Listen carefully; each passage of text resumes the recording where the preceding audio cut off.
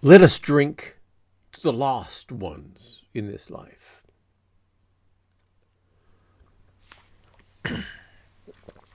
I'm in a melancholy mood again. Of course, again.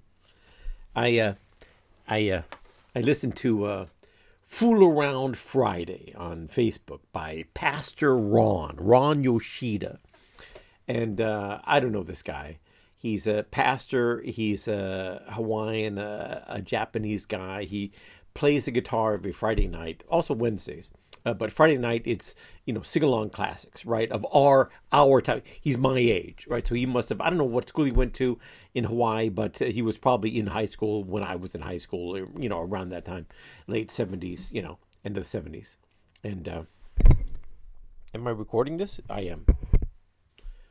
And he, it's all this music we all love. It's sing-alongs, and every once in a while he plays Honolulu City Nights. Honolulu City Nights. I cry when I hear that song. And so Ron Yoshida, Pastor Ron. Here's the cat. Here we got the cat. Here's the cat. Here's the cat. Okay, she's wondering what's going on. She's wondering why is Eric drinking whiskey again? Because Eric is getting melancholy. Thinking back to Hawaii, and I have this mixed feelings about Hawaii. I have this terrible aching of nostalgia and yearning. And I want to go back because it's this pristine, beautiful place. And of course, of course, it's a place like any other place. It's got industry, and it's got homelessness, and it's got business and corruption and all that. So it's a place like any place, but a part of it is this pristine beauty of childhood. It's still paradise, and I accept all the corruption, all the bad things about it, because you can't have the paradise of your ideals where nothing is bad. That's not possible. But what is possible is a beautiful place like Hawaii, a paradise which makes compromises with modern life, which is what accepts that everything is crazy and confused and and difficult, but at the same time it's beautiful. It's a place of the soul. Hawaii has more soul than the rest of the world combined. But then I asked myself, if I were ever to go back, if I could go back, I would be an outsider there now, just as I was then. When I grew up in Hawaii, I was an outsider.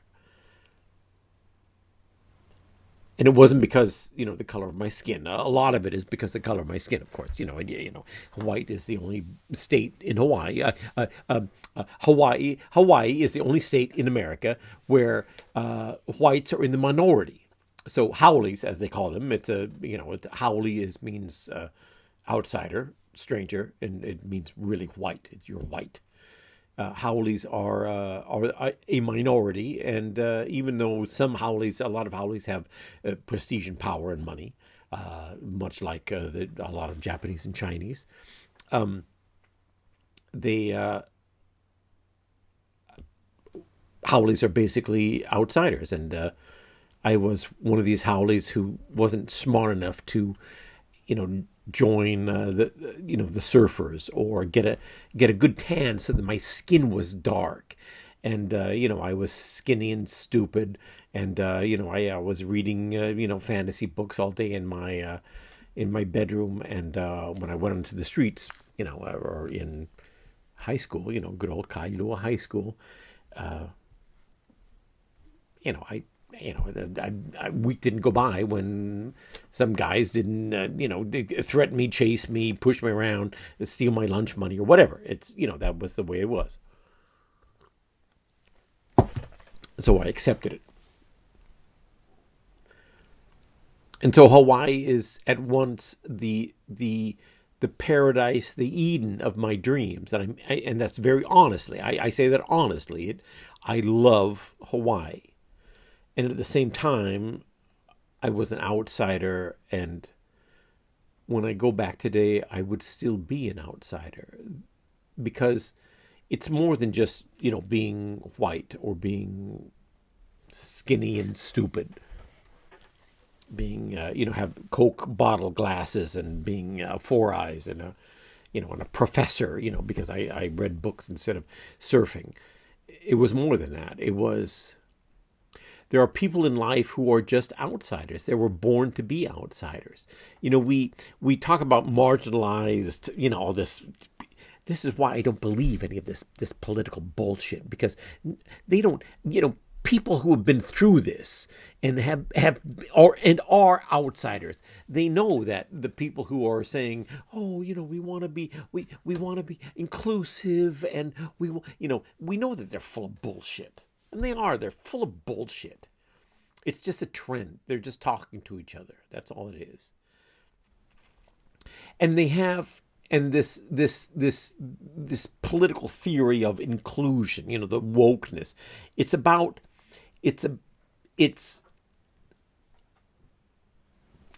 a cliche, superficial movement, and you can tell that because it has certain, like, Disney-esque victim groups.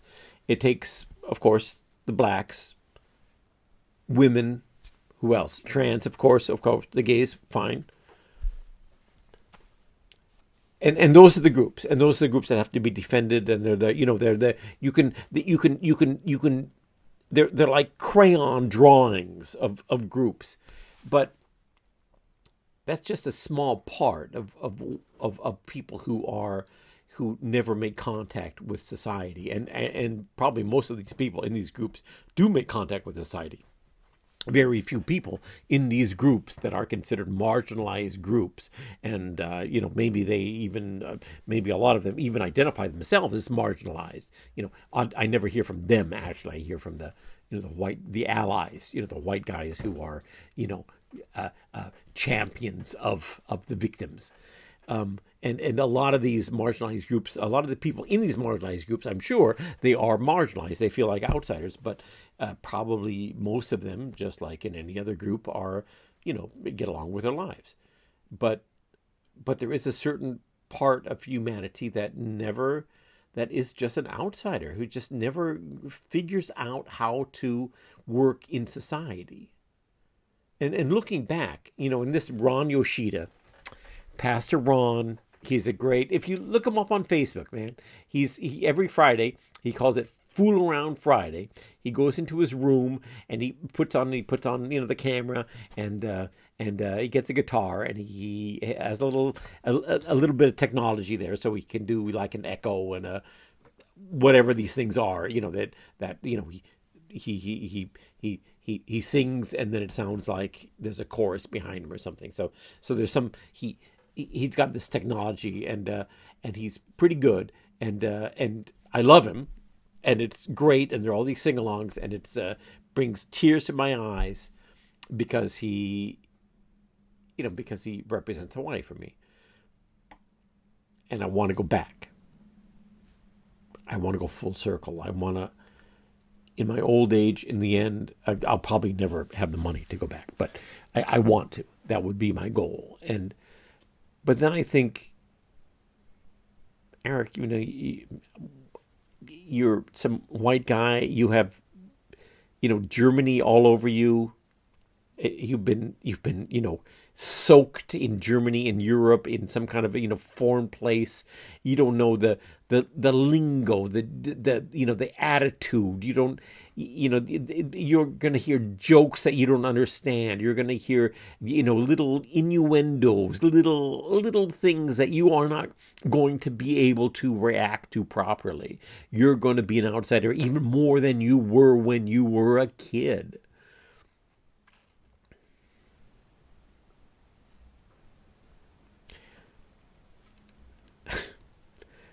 But if there was one place where I would love to be accepted, to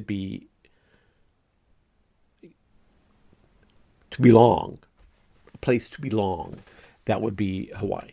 That would be the place of my youth, the place I came from. And but there's no way that's going to happen. I'm not going to make it. I know that. And that kind of means, there is no place where I will ever belong. And there's people like that.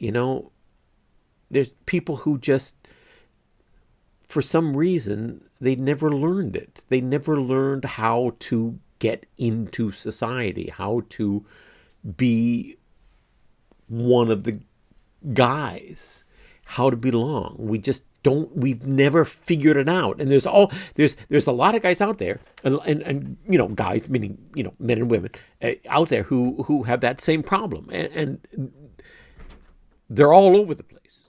They're everywhere. They're in every group and every minority, majority. They're all there, and you don't know it, and they don't know it probably, but they don't fit in.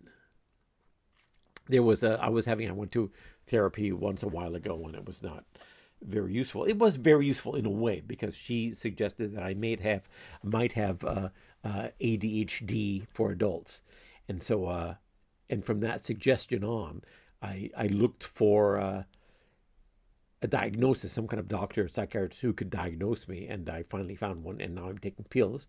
I'm the pill is worn off now, so I'm not high on speed now, but it's changed my life. I've been on it for just only 2 months now, but it's changed my life. It's incredible.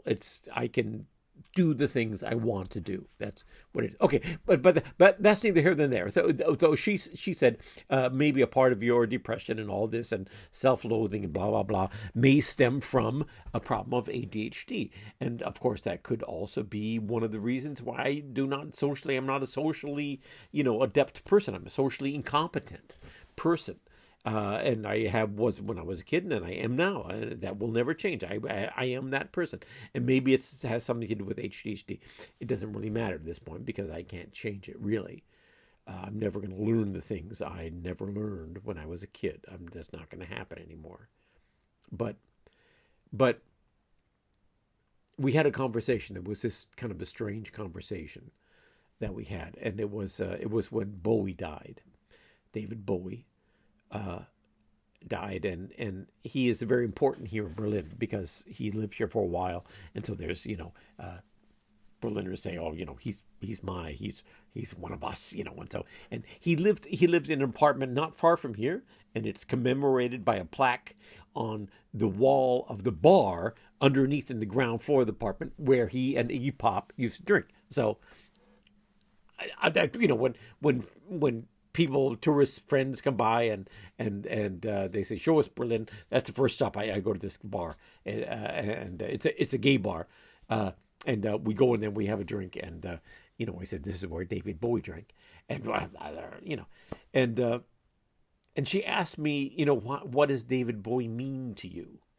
And with this woman, I always had the feeling that there was some kind of suspicion that she had of me, some kind of thing where I come across as a kind of conservative guy, and when Americans when Germans meet Americans, they immediately figure that we're from the South, and we vote for Trump, and we own guns, and we're weird, and we're conservative and evil in some way. Germans are very they're a little bit nationalistic. They're a little bit us and them, and most people react to me because I don't put liberal on my sleeve. I don't I don't do that. In fact, I criticize liberals and anything that is trendy is suspicious to me. And so she picked up on that too. And so she said, "Well, why do you like Bowie?" And so what she was asking was, Bowie. This is, at least I'm interpreting this. Bowie was he was a hero for the gay and an androgynous community, the outsiders, the weirdos, and you're not a weirdo. Why, you're a conservative, and she knows that I used to be religious, I went to I was a Mormon for a while, and I think she attached that to me. Maybe I'm just imagining, but I think it's probably true. Anyway, so she asked me, what kind of suspiciously, it was a strange question. What does Bowie mean to you? And I said, he was a brilliant writer, mainly the lyrics. I love the lyrics. And he had this method of writing songs, which was a nonsensical method. He realized that it's not about a coherent content or saying. It's about lines. You put in a line that you sing in a certain way that people understand, and it's just that line. They get that line. They don't get the next line. They don't hear they just get certain lines, and so they have certain little flash snapshots of impressions of lines that you give them. And there are songs that have kind of tell a story, but not really. They're just little sayings, interesting sayings in the lines. And if you listen to his lyrics or read his lyrics, you recognize, here's a line that really, when I was a kid, I listened to this and that really touched me. This one line, but it has nothing to do with the next line. Some do, but most of them don't. They're just little sayings. They're just little punctuated little sayings. It's like, if you reduce a great philosopher like Nietzsche, reduce him down to,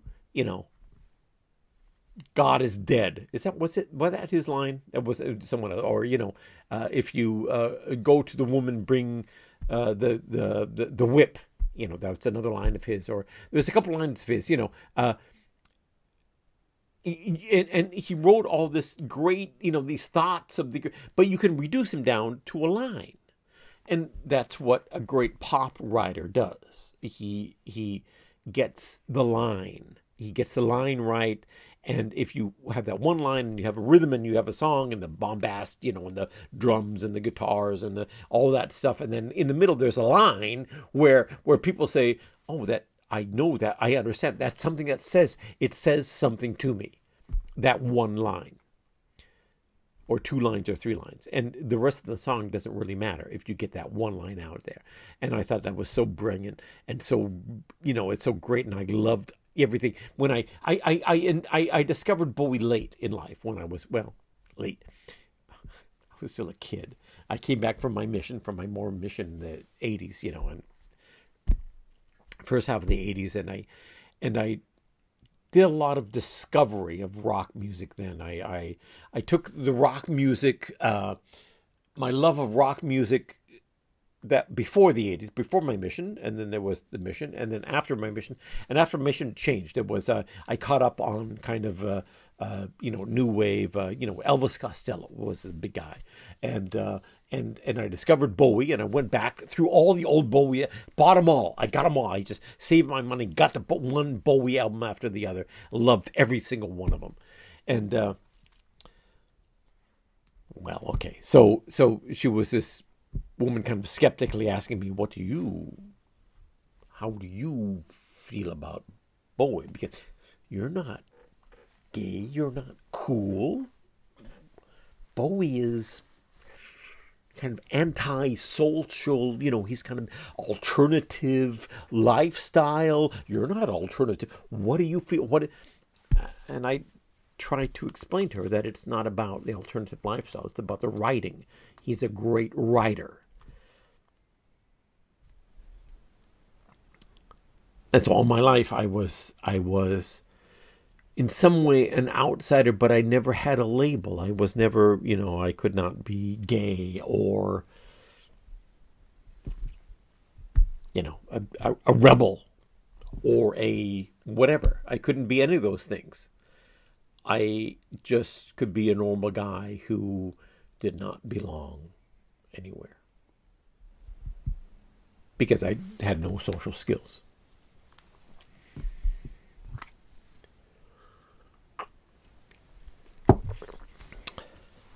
So there you go. I am filled with a nostalgia and a yearning to return back to my home in Hawaii.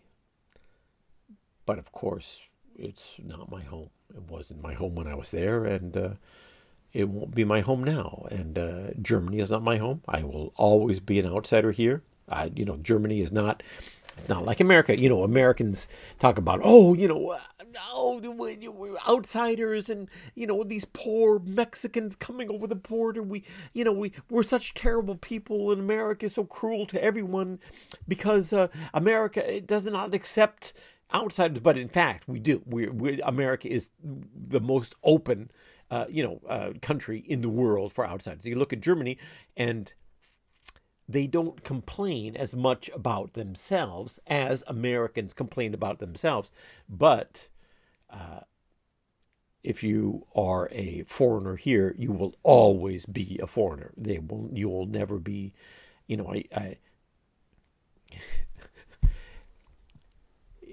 America, if you come from some other place and you're a doctor, they talk to you about medicine. In Germany, you come from some other place and you're a writer of novels, they ask you what you think about Trump. And so I very few German friends here. I come here, let me say, I come here from another place, from Hawaii. I do not understand German. I come to Germany as a Mormon missionary. I learn German. I come back. I study German language, German literature, and the German literature of the Middle Ages. Most Germans, 90% of all Germans, 99% of Germans cannot read medieval German. And they don't know they know some of the names of the great medieval German, authors, but they have never read these books that were written, around 1200. Of course not. But I have. And I read it in German, and I got my degree, my master's degree in Germany in a foreign language, and I wrote my thesis in a foreign language, and I write articles for German papers in a foreign language, and I write, books in a foreign language, and I write novels and nonfiction, and when I go to a dinner party, they say, "Oh, you're American. Oh, what do you think of Trump?" It's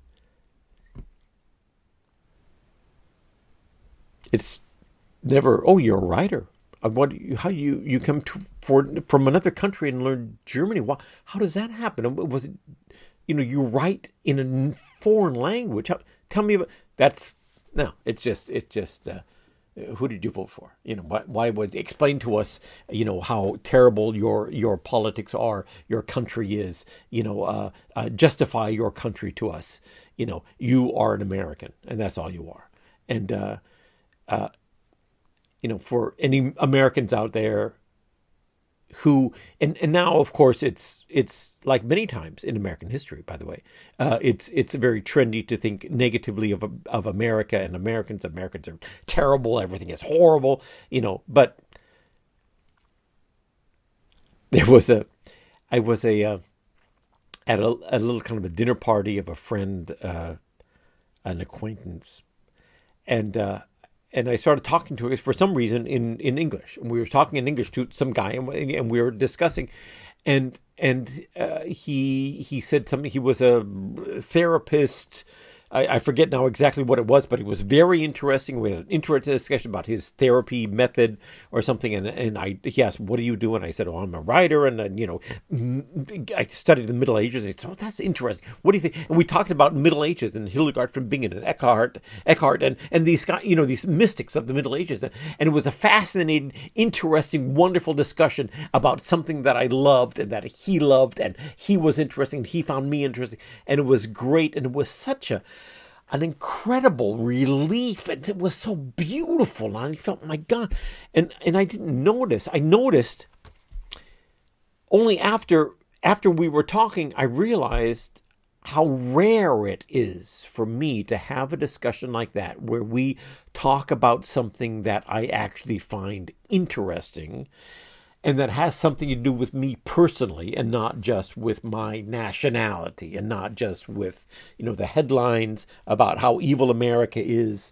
And that's, here we have an American, and we have to talk about these headlines that I read yesterday about evil America. And in fact, instead of that, we talked about things that were actually interesting to me as a human being, and that were actually interesting to him as a human being. And I told him, I said, my God, I got to tell you, here in Germany, I've been here, 30 years, and it's very rare that I meet someone new and I talk to a German, meet a German and talk to a German about, and he's interested in things that I actually, have in my life, that I'm actually interested in my life. And usually they just talk about, they want me to justify American politics in some way, because they're so angry, and, at America, America is guilty for everything, and the source of all their problems.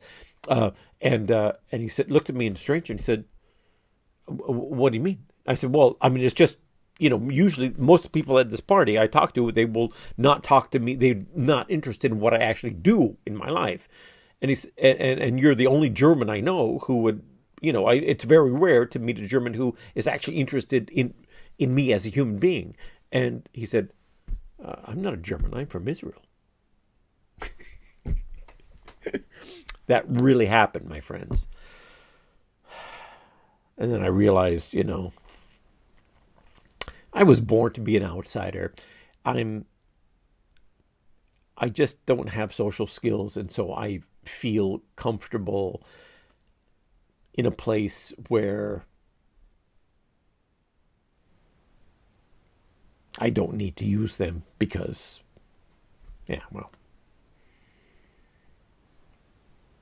Okay, so I don't know what this rant was about. I actually wrote down something intelligent to say about this rant. I wanted to see something intelligent and useful for human beings, and just about surrounding yourself with friends who will, help you become what you want to be. And that was the subject. But then I listened to, Pastor Ron Yoshida, and I got nostalgic about Hawaii, and this yearning for it, and at the same time realizing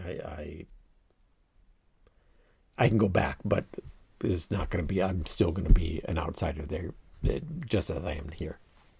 I don't know, and that has nothing to do with anything really. What I am, it's just because there are people in life who don't have social skills and don't know how to be part of society. And they just never figure it out. It will just never happen all their lives. They're going to be searching for a place to belong and never find it. Well, that's life, my friends. Life is still beautiful. Life is still good. I am going to, and I can, and I will, and I'm determined to wring every ounce of joy and beauty out of this life that I can. And I recommend that you do too, and change what you can change and accept what you cannot change. Good night.